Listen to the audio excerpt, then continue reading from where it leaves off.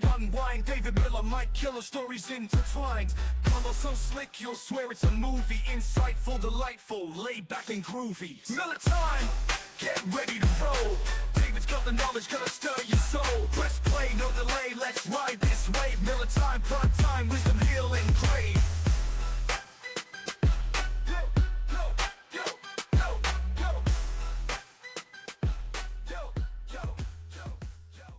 When a man is wrong, he admits that he is wrong. And I'd like to take a moment at the top of this episode to say, I am sorry. I have been saying something all year. And this past Saturday, a certain someone shut me up in a good way.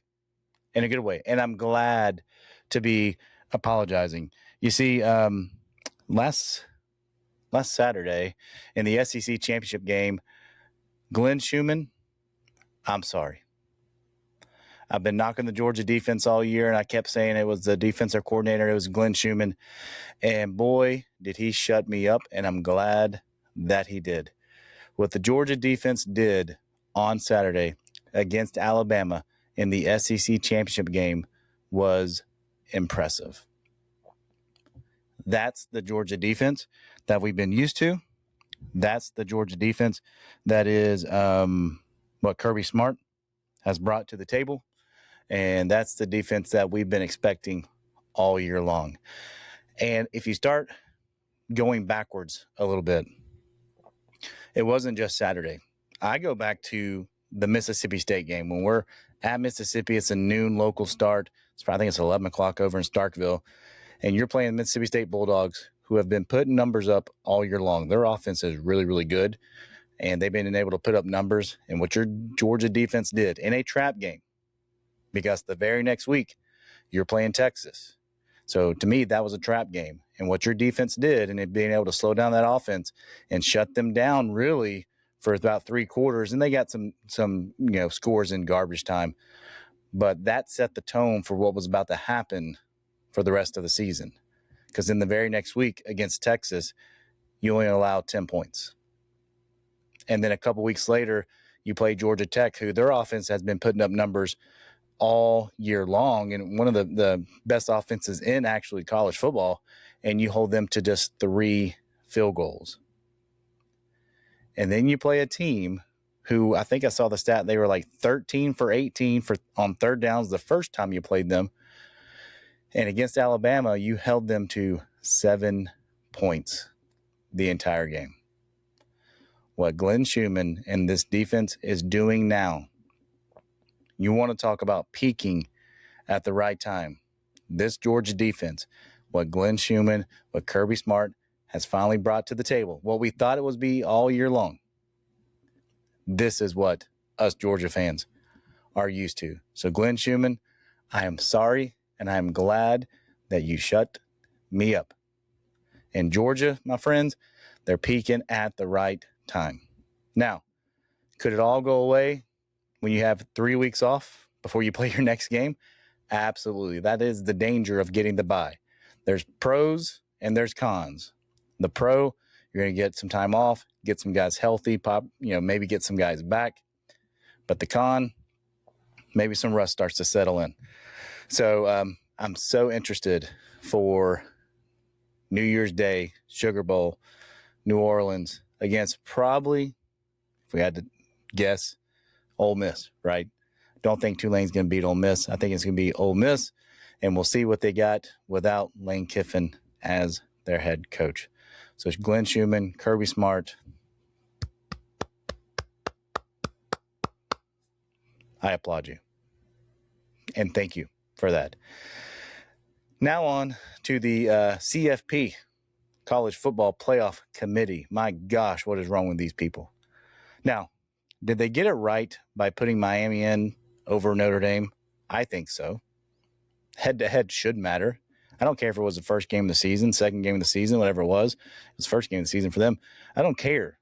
You beat them head-to-head, and that should matter for something, okay? So I agree with Miami getting in over Notre Dame for that spot. What blows my mind and what I still can't wrap my head around is the seeding of really the first half of the bracket, or the first, 4 or 5, and then the last 3 to 4. So Indiana goes out and they beat Ohio State 13-10. Good game, low scoring game, defensive struggle, but they beat the number 1 team in the country 13-10.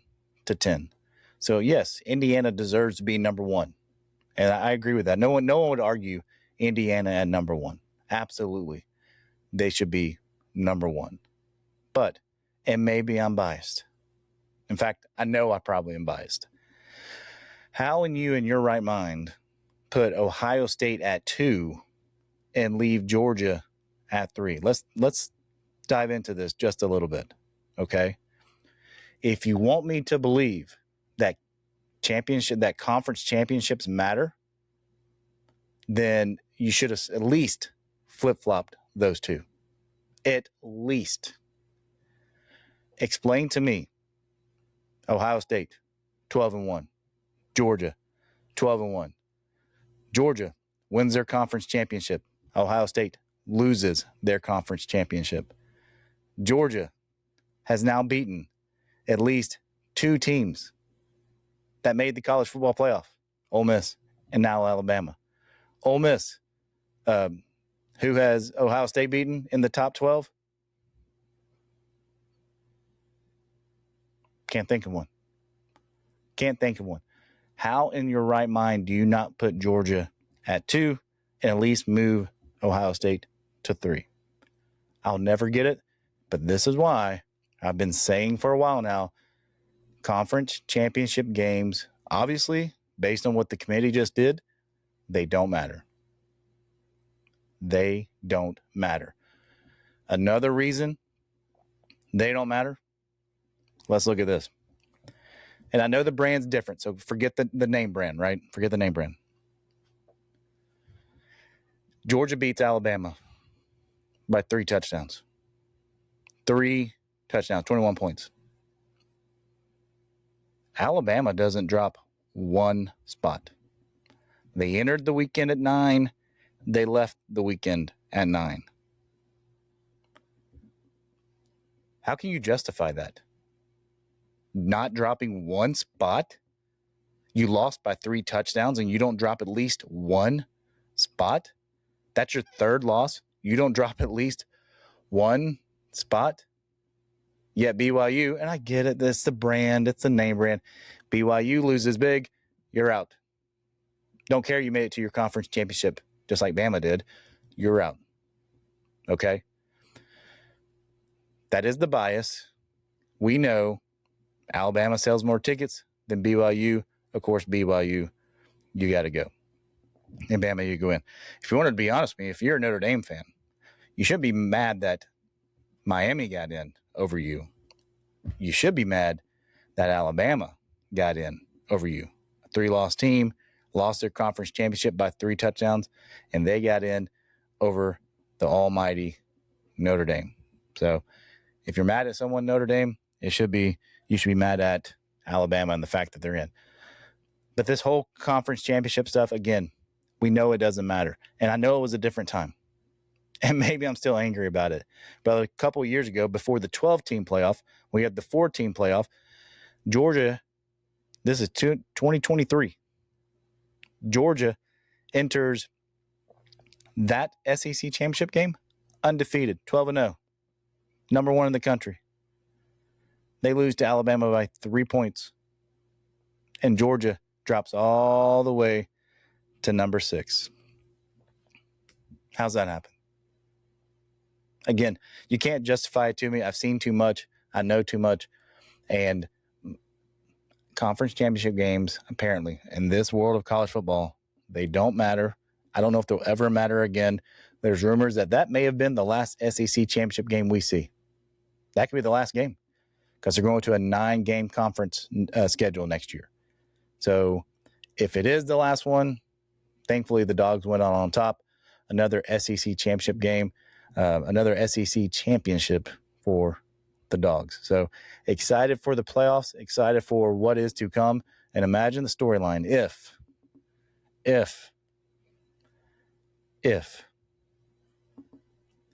Georgia can get by either Ole Miss or Tulane, probably Ole Miss, and if Miami can win their first game and then possibly play Ohio State, and what if they beat Ohio State?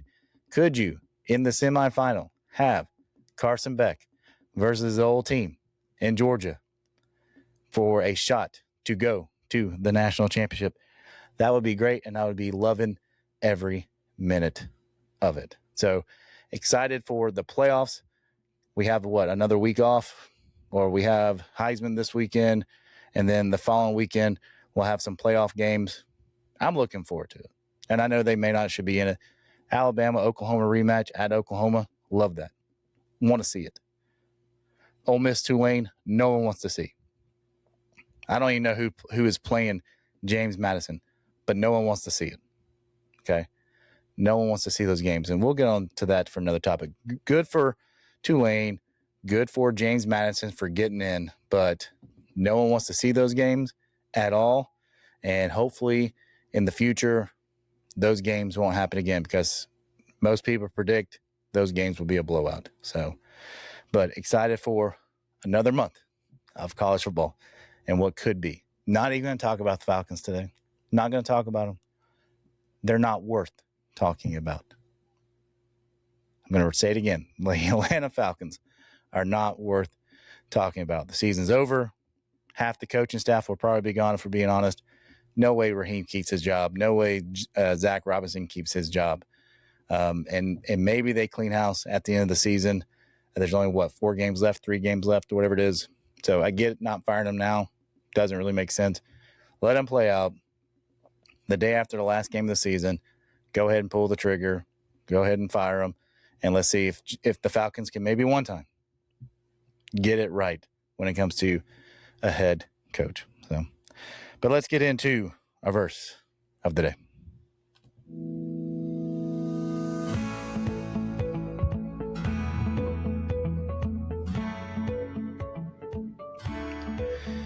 So it is Christmas, which is the most wonderful time of the year, but it also can be the most stressful time of the year, or maybe the most anxious time of the year. So when we're anxious, when we have anxiety, we should cast our anxiety onto the Lord.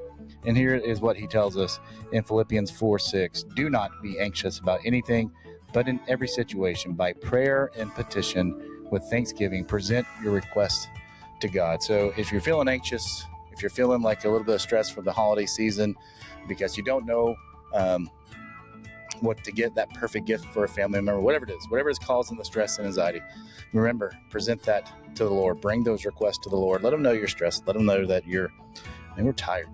It's that time of the year where you're just tired. Go to God. Let him know that. And rest in his presence.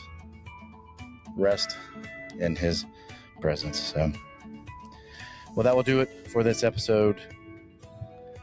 If there's 2 things that you can do today, love God and love one another. But if there's only one thing that you can do today, love someone the way that Christ loves you. Thanks again.